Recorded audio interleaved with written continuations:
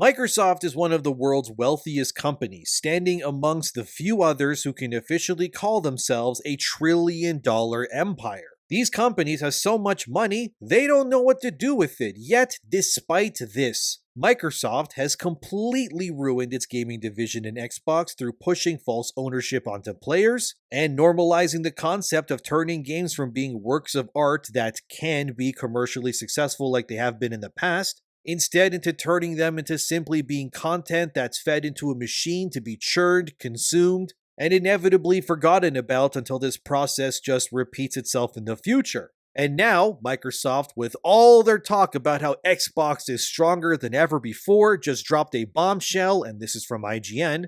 Microsoft makes significant layoffs across gaming division, Xbox boss Phil Spencer confirms in memo to staff. Yep, it happened again, and this time it's so much worse. So amidst this massive layoff of talent, that has hit everything, by the way, not just Xbox, Microsoft is now reeling in people leaving, and I can only imagine the brain drain from this purge as well. Some studios affected were King, which makes Candy Crush. They were apparently hit very hard by these layoffs. Also, the London-based Bethesda studio was also hit, as well as Rare, that's the makers of Sea of Thieves. And they also had their newest game, Everwilds, hit so badly by these layoffs that it's been reported pretty much everywhere that Everwilds is now cancelled completely and it's dead. By the way, Everwilds was first announced in 2019, if you can believe it. So yeah, it's never coming now. So, what is happening with Microsoft and their gaming division? Well, these layoffs has amounted in about 4% of Microsoft's entire workforce being reduced. Oh, that's not that high, I hear you say.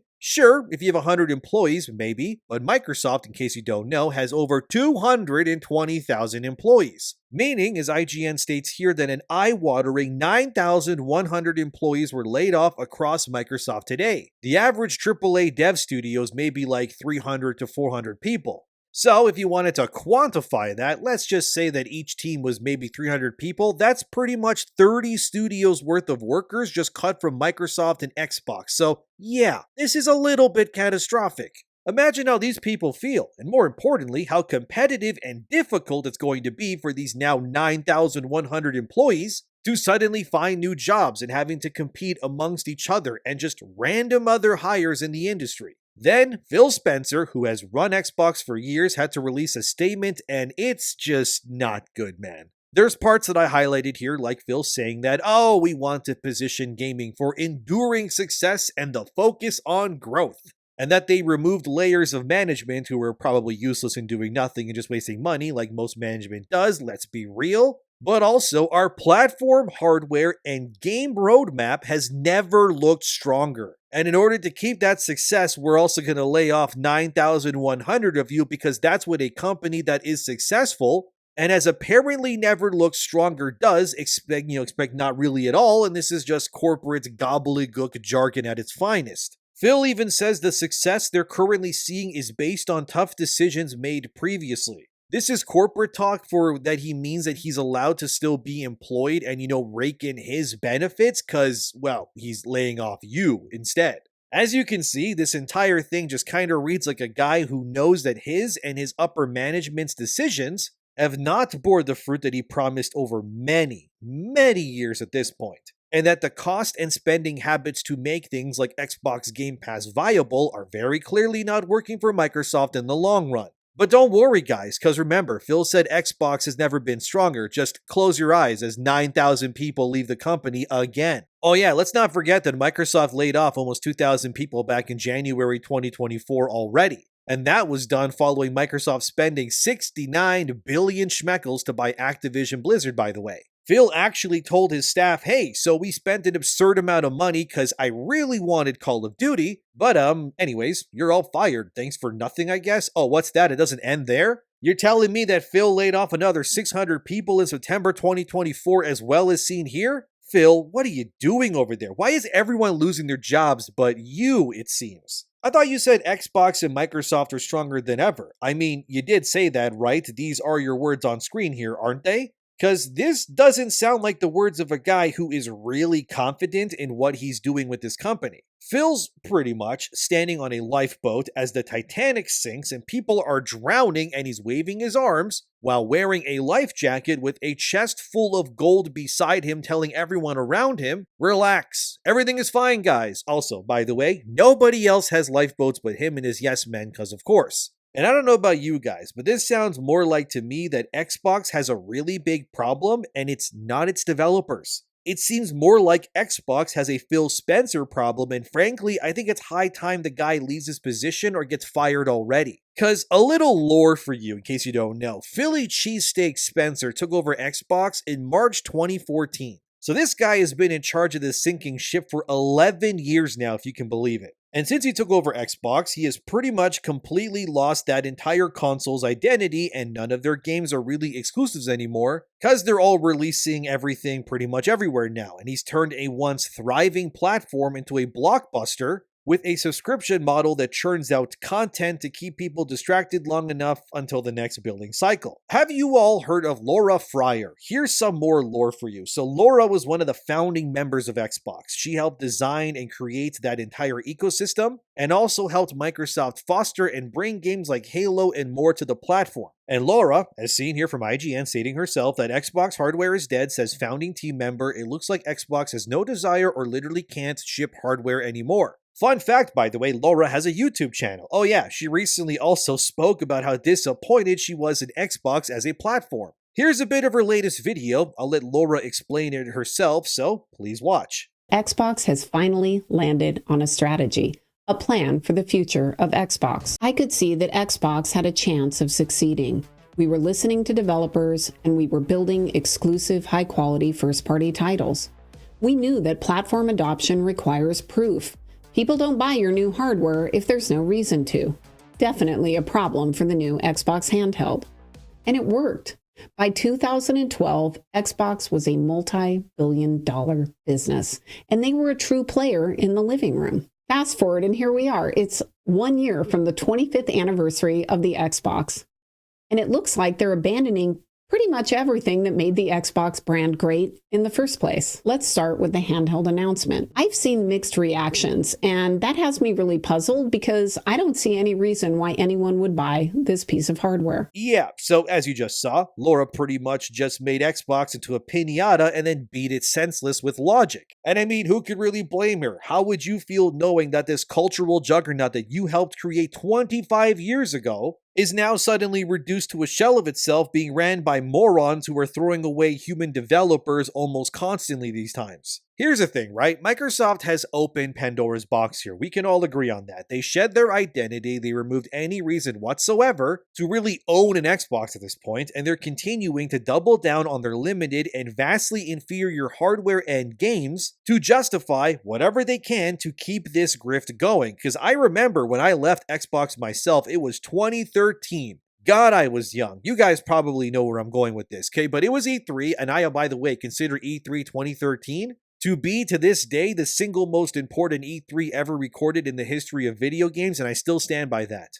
Because it was in that moment that PlayStation not only won the console war for good, but actually it was also when Xbox lost their identity and their audience just left them, and they genuinely never recovered from that moment onward. If you don't remember, Xbox wanted your games to be tied to you, and you couldn't even give physical discs to your friends to play unless they paid full price to unlock that disc, even if it was physical, to play it. They wanted to limit gaming and just ruin it pretty much. So let me jog your memory. Here's a clip of PlayStation destroying Xbox forever pretty much, and please watch. In addition to creating an amazing library of new titles on PlayStation 4, we're equally focused on delivering what gamers want most, without imposing restrictions or devaluing their PS4 purchases.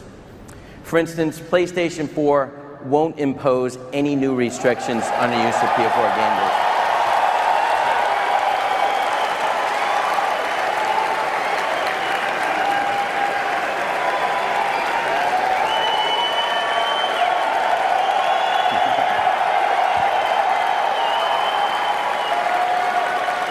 Guess that's a good thing.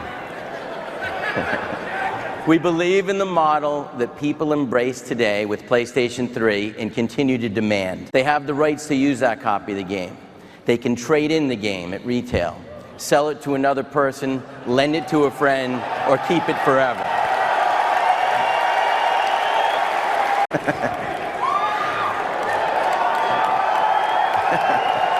In addition, PlayStation 4 disc-based games don't need to be connected online to play.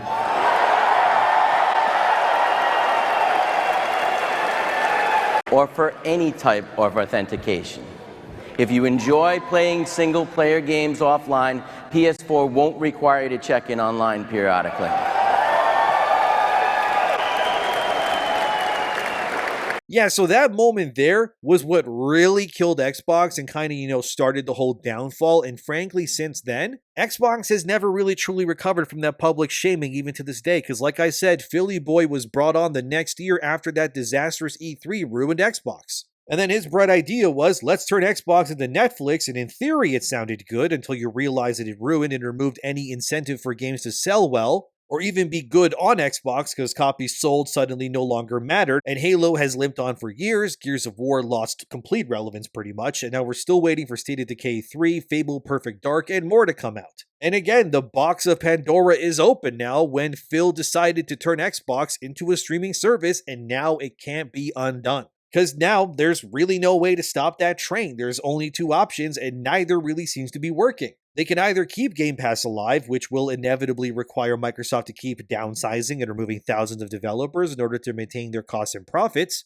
or they just pull the plug one day and all of this just dies for good and Microsoft just gives up entirely. And frankly, at this point, I think the realistic move here is Microsoft will just keep removing developers by the thousands until eventually they're about as slimmed down as Phil Spencer looks these days, because he's 100% on Ozempic, isn't he? Because Jesus, dude, look at him. But you know it's bad when there's barely any good news to bring about Xbox. Their games never seemingly win Game of the Year anymore. They're constantly behind, and their consoles sell in the thousands when their competitors routinely sell in the millions. And of course, as I'm making this video, holy crap, some big breaking news just dropped. So this is from Insider Gaming. Perfect Dark canceled, the initiative shut down, and Xbox no longer working with Crystal Dynamics. What is going on over there? Phil, somebody call Phil Spencer. Where is Phil? What is he doing right now? Well, Matt Booty, who also runs really high up top at Xbox as well when it comes to decisions, has indeed confirmed that the initiative, which was making Perfect Dark, is dead. Here's what he said. As part of this, we are closing one of our studios. The initiative, these decisions, along with other changes across our teams, reflect a broader effort to adjust priorities and focus resources to set up our teams for greater success within a changing industry landscape. We did not make these changes lightly, as each project and team represent years of effort, imagination, and commitment. Holy crap, dude. The initiative was supposed to be Xbox's first AAA studio, in case you don't remember. And Perfect Dark was meant to be one of the crown jewels in their possession. But one look at that trailer, and you saw how they gave the main lady the DEI chin, and we knew exactly where this game was going to end up. And a reminder that one of the developers who worked on Perfect Dark thought that, as seen here, Perfect Dark level designer says gamers were a mistake. Attacked them as racist pigs for opposing race swaps. So it seems like a lot of the activists that were pushing nonsense are getting gutted, and games made by people like that level designer guy are now being thrown into the trash because it was so obvious that Perfect Dark was just going to be another girl boss ma'am chin slop game where all the men are bad and diverse women are the heroes. And also, they're all lesbians somehow too, because, of course they are. And oh my god, it doesn't stop. More breaking news. Dude, okay, I got another big bombshell here we need to talk about. It has now been confirmed that Turn 10, which makes the Forza games, has officially lost 50% of their staff following this massive layoff purge by Microsoft. And Jason Schreier, the journalist who withheld information about Blizzard's harassment allegations until he could sell it in a book to make money off of it, that's real, go look it up, I'm not lying, has confirmed via Blue Sky that Turn 10 has indeed lost 50% of its developers following this purge. That one hurts, because Turn 10 is genuinely one of the best studios that Microsoft owns to this day. The Forza games routinely, they review well.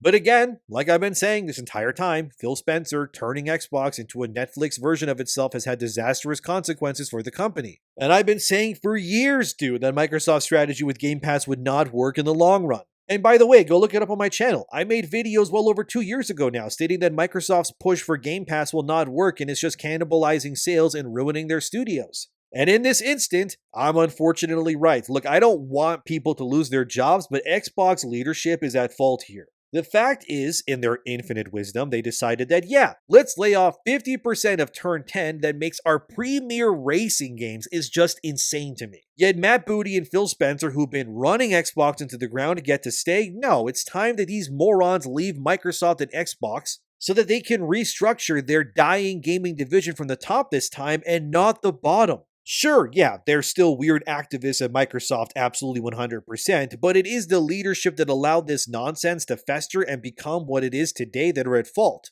Like recently, how 343, or I guess Halo Studios now, whatever, they're adding Pride Disability Armor to Halo Infinite. Ah, yes, this will for sure bring back the players to your struggling game. Very smart of you, Microsoft. Let's just keep virtue signaling like this while refusing to address the real problems at Xbox, but to be real with you guys, I don't think they can fix this either way. Imagine Xbox is a train, okay? Phil and Matt are the conductors at the very front of the train, they're pulling all the levers, and everyone else that works at Xbox is holding on for dear life as this train shackles and buckles while they're flying down the track at 200 miles per hour. And Phil and Matt are just uncoupling train cars full of people one by one to reduce the weight of the train, hurtling these teams of people into the canyon below. Oh my god, they're dying by the spades, while Phil Spencer and Matt Booty are just panicking at the front that if they reduce their weight enough, the brakes will suddenly work. But then the brutal truth is dawned upon them that the brakes have long been broken, the parachutes they have aren't opening up, the money is running out, and there's no more train carts to release to remove the speed anymore.